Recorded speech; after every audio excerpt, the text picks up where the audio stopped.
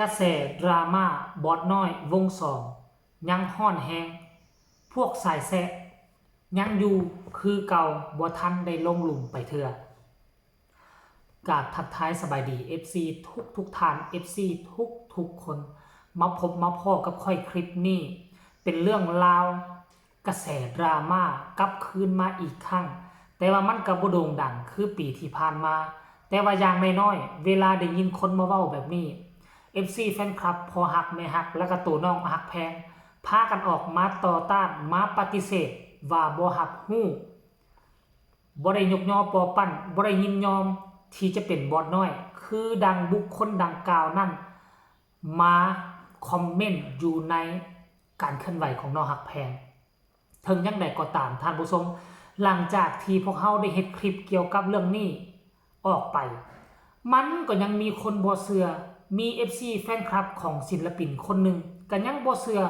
ว่า FC ของน้องหักแพงว่ากลุ่มของน้องหักแพงนี่บ่ได้อยากที่จริงแล้วเขาก็อยากเป็นบอสน้อยวงสองเขาก็ยังเป็นอยากเป็นลูกของบอสโจคือเก่าเขาบ่เชื่อแล้วเป็นอย่างเจบ่เล่าฮู้ว่าเขาบ่เชื่อเพราะเขามาคอมเมนต์อยู่ใต้คลิปของเจเบาลาวคอมเมนต์เรานี่มันสื่อถึงการดูหมิ่นดูถูกลักษณะคือว่าโอ้ยสูเว้าไปโลดกูบ่เชื่อดอกรูปแบบการกระทำของสูที่ผ่านมาคือจงแจ้งอยากให้ฮักแพงเป็นบอสน้อยสำหรับข่อยจะเว้าสู่พวกเจ้าฟังเด้อเว้าตามซื่อบอสโจโด่งดังมีวง2วงมีค่ายเพลงมีรถแห่เฮ็ดธุรกิจสร้างสร้างหนังแม่นไผแดที่บ่อยากเป็นลูกบอสโจค่อยถามดูอันถามในใจนี่ก็ไผบ่อยากเป็นไผก็อยากเป็นลูกเป็นหลานไผก็อยากเป็นลูกฮักหลานแพงไผก็อยากเป็นพี่น้องคือกันนั่นแหละเพราะคนร่ำคนรวยแต่ว่าน้องฮักแพงกับ FC เขาฮู้สถานะตนเองดีเขาคือลูกวงบอสโจให้เขามายืนอยู่เวทีได้เป็นบอลทำมาหากินมันก็บุญหัวหลายแล้วเพราะฉะนั้นละมันไก่เกินฝันที่จะเอ่ยปากว่าอยากเป็นบอสน้อยอยากเป็นลูกเต้าเหล่ากาท่านผู้ชมแข่งเหือแข่งพายมันแข่งได้แต่แข่งบุญวาสนามันแข่งบ่ได้เพราะฉะนั้นน้องหักแพงบ่คิดที่จะไปแข่งกับผู้นั้นจะไปแข่งกับผู้นี้ว่าเป็นลูกผู้นั้นเป็นลูกผู้นี้น้องหักแพงพยายามแข่งขันทั้งด้านการร้องการรำเสียงคับเสียงรำและความสามารถอยู่เทิงเวทีให้บรรดา FC แฟนคลับเป็นโตซี่วัดดีกว่าและทุกมื้อนี่น้องก็บ่ว่าน้องแข่งกับไผน้องแข่งกับโตน้องเองถึงแม้ว่าน้องมีความบริสุทธิ์ใจแล้วก็กับ FC แฟนคลับกับพ่อแม่มีความบริสุทธิ์ใจออกมาเคลื่อนไหวปฏิเสธบอกว่าบ่เคยคิดเคยฝันว่าอยากเป็นบอสน้อยและก็บ่เคยเว้าว่าเป็นบอสน้อยวง2แต่อย่างใดแต่มันก็นี่ยังมีพวกเปรตพวกมารพวกที่ยังบ่เชื่อก็คือว่าแหละคนที่เขาบ่ได้ยืนอยู่ข้างเฮาเนาะเฮาจะเว้าจนคาดเสียงตุยไปเขาก็ยังบ่เชื่อเฮาอยู่ดีเพราะฉะนั้นแหละเชื่อบ่เชื่อมันก็เรื่องของเขาเฮาออกมารับผิดชอบในสิ่งที่มันเกิดขึ้นเฮาออกมาปฏิเสธว่าบ่มีส่วนร่วมกับบุคคลปริศนาคนนั้นออกมาคอมเมนต์ว่าบอสน้อยวง2วง3เนาะกลุ่มบ้านฮักได้ออกมาปฏิเสธแล้วออกมาตอบโต้แล้วส่วนไผจะเชื่อหรือบ่เชื่อมันเป็นสิทธิ์อันชอบธรรมของแต่ละคนทุกคนมีสิทธิ์เชื่อมีสิทธิ์บ่เชื่อมีสิทธิ์คิดที่แตกต่างกันเพราะฉะนั้นแล้วการที่สิ่งที่ควรเฮ็ดกลุ่มบ้านฮักและกลุ่มพอฮักไม่ฮักน้องฮักแพงก็ออกมาเฮ็ดแล้วส่วนเจ้าจะเชื่อบ่เชื่อก็เรื่องของเจ้าเนาะแล้วเจบ่เล่าไปเอาข้อมูลข่าวสารนี้มาจากไสนี่เจ้าให้เบิ่งจังได๋วะมันบ่เห็นบ่ท่านผู้ชมแป๊บเดียวเด้อนี่เนาะนี่2คอมเมนต์นี่จะเป็นพวกเปรตพวกมารบ่เชื่อว่าซั่นเด้แต่ว่าคอมเมนต์สุดท้ายนี่น่าจะเป็น FC แฟนคลับของน้องฮักแพงมาตอบคอมเมนต์แรกเพิ่นก็ว่าเหรอว่าซั่นเด้เหรอ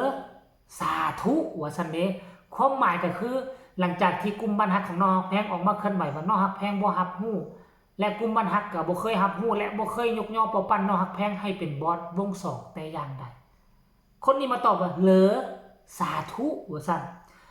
แล้วบุคคลผู้ที่2ที่บ่ขึ้นรูปภาพของตนเองแต่ว่ามีชื่ออย่างชัดเจนบอกว่าแสดงว่าอยากเป็นคนดีกับเขาแล้วเหรอดีแล้วอย่าพยายามหลอกตัวเองเลยว่าซั่นที่พันแสดงว่าเพิ่นเชื่อว่าที่ผ่านมาในกลุ่มบ้านฮักน้องฮักแพงและน้องฮักแพงอยากผลักดันให้น้องฮักแพงเป็นบอสวง2เป็นบอสเป็นลูกสาวของบอสโจอีกคนนึงว่าซั่นเด้เห็นบ่ล่ะก็เลยมาตอบคอมเมนต์ว่าแสดงว่าอยากเป็นคนดีกับเขาแล้วเหรอดีแล้วอย่าพยายามหลอกตัวเองเลยหมายความว่าบอสโจยังบ่ให้เป็นลูกทั้งนี้ก็หลอกตัวเองว่าเป็นลูกว่าเป็นบอสความหมายของเขาว่าเป็นแล้วนี่เด้ท่านผู้ชมเนาะแล้วแสดงว่าอยากเป็นคนดีค่อยบ่เข้าใจการที่มีคนบอกว่าน้องฮักแพงเป็นบอสน้อย